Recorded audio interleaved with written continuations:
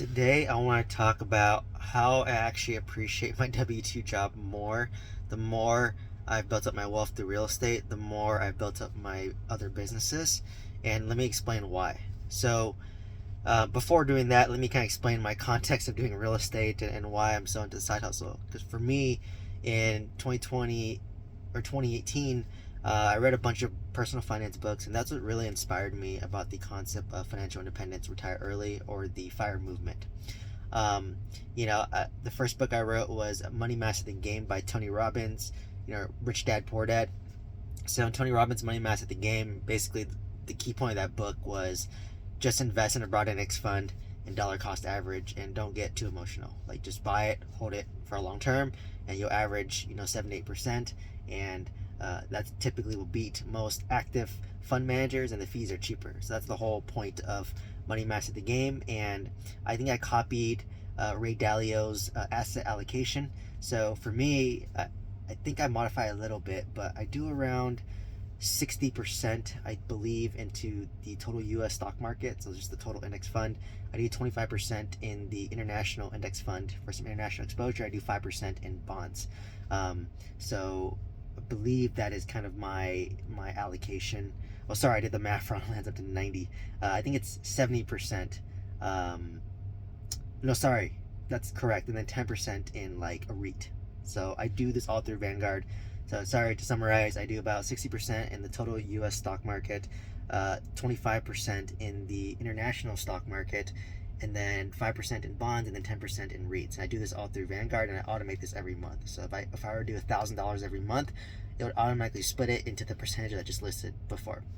In Rich Dad Poor Dad, the whole point of Rich Dad Poor Dad is that focus on buying assets that put money in your pocket and not focus on buying liabilities, right? So assets is like cash flowing real estate that pays you every month, cash flow positive, and then a liability would be like a car payment. Let's just say, like, I drive this Tesla, I have a car payment, so technically it's a liability.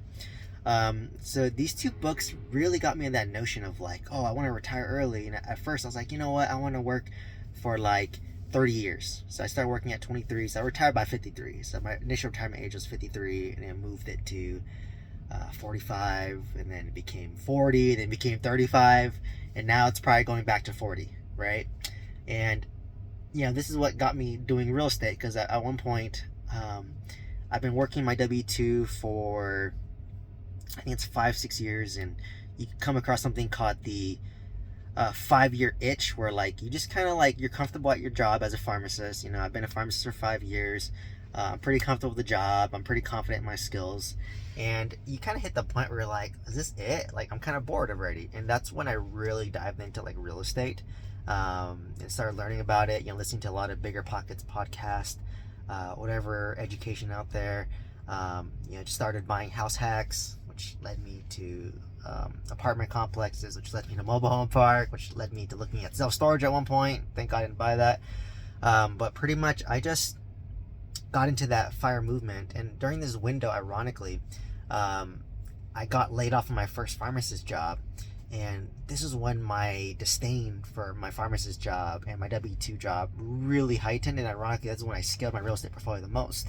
So I really hated my pharmacist job. I was like, you know what? I did everything correctly, got all the certifications, was a good employee, and I got laid off due to like, politics, right? Because the other manager, she had less experience than me, but she was there longer, and it's easier to lay off the newer guy, right? So, and I was paid more too.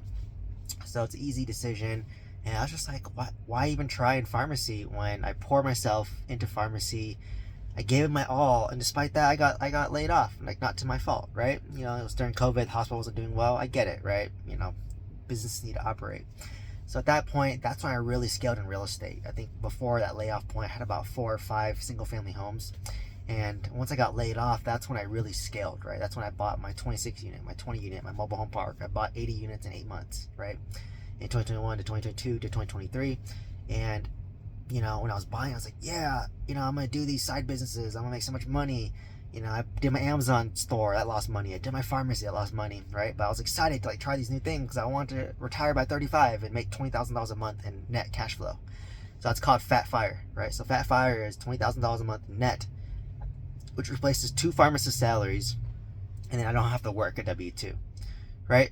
So that's what really inspired me. And then so in 2021, 2022, I really hated my W-2 job, and I probably hated it because I had a lot of money in my bank account at the time, but that money was allocated towards renovations of my mobile home park, my 20 unit, my 26 unit. So I felt like, I was like, I don't need a job, screw this. So if my job was terrible, I just would leave and quit, right? But in 2023, that's when I got humbled, right? At 2023 is when I started to appreciate my W-2 job more, because I'm like, my God, I work my ass off on my 20 unit, my 26 unit, my mobile home park, my Amazon drop shipping store, my pharmacy, and I wasn't even guaranteed any money, right? Like, my 26 unit, in the beginning, and my 20 unit, as I was renovating, I'm not making money. I'm actually putting money into the deal because I need to fix up these units, right? Like, it costs money to renovate these units, and I'm getting cash flow from rent, but I'm using that rent and reinvesting it back into the apartment. So, I was like, God, like, and then my mobile home park really made me appreciate my W-2 job, because I was losing $10,000 a month every month. I was working my ass off with a shitty property manager, and I wasn't even guaranteed to make money, right? I wasn't even guaranteed to make money. Like, I was working my ass off. I was stressed 24/7. That real estate isn't just a 9-to-5 job. Real estate is 24/7, 7 days a week, 365, right? So when I get home, I deal with my real estate. When I'm at work, I deal with real estate. On the weekends, I deal with real estate. And I was losing $10,000 a month, sold it, worked my ass off just to sell this and lose $60,000. Versus W-2, regardless of, you can work A-level effort, C-level effort. There's a lot of people who barely try. Regardless if you put A or C level effort, you get paid every 2 weeks, regardless of your performance, right? If I don't perform in my mobile home park, I'm losing even more money. If I don't perform in my apartment complexes, I'm losing even more money. If I don't perform in my Amazon dropshipping business, I'm losing money, right? Nothing's guaranteed, right? That's why entrepreneurship's harder. And going through this made me appreciate my W job even more. I'm like, oh my God, this is nice. I have a guaranteed paycheck every 2 weeks, regardless of if it's a good time, if it's a bad time.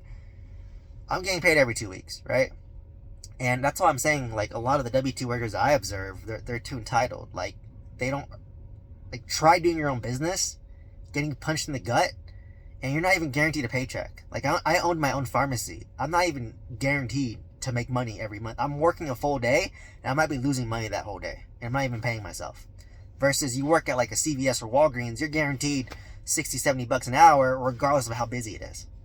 Right? You could fill 1 prescription drug, or you can fill 200. You get paid the same, right? But if you own your own pharmacy, if you only fill 1 drug, you're losing money that day. Maybe you can't pay rent that day, right?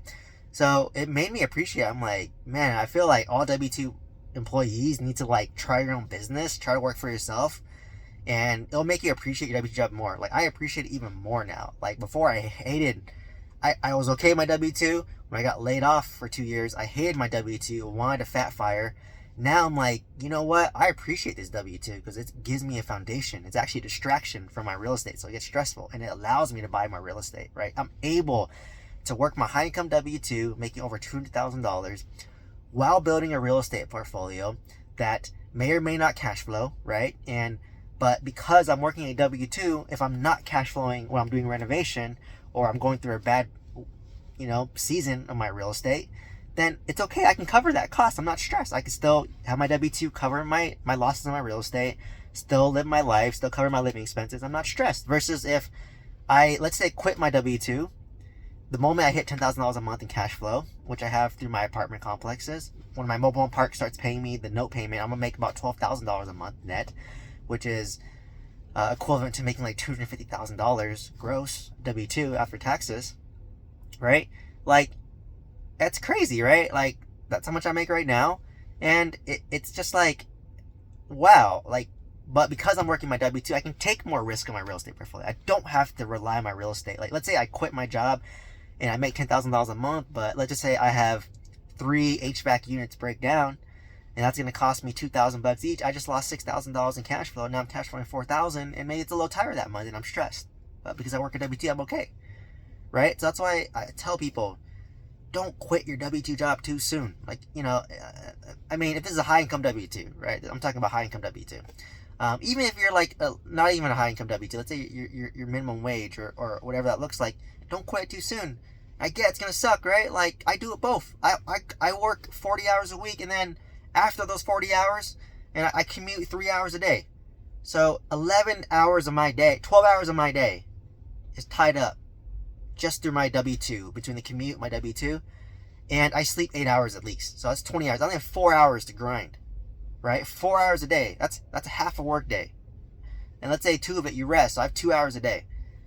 5 days, that's 10 hours a week, and then you get your weekends. Yeah, it sucks you get your weekends, but it's not easy in the beginning, right? You have to do both. You have to do your W-2. You have to go home, do your real estate. On top of that, I'm building up my coaching business, my mentorship, my personal brand on social media. I do all this simultaneously, all together, right? It sucks, but this is what it takes. You have to do sucky things for a long period of time in order to get something that most of you don't have, which is financial independence, retire early. Like, I can definitely hit it by 40, right? Because I want to build up my YouTube, maybe get some income from business, maybe start building up my mentorship, my coaching, get bigger, where like I get some consistent income from that as well. So I can maybe step down, not fully from my W-2, but maybe go part-time.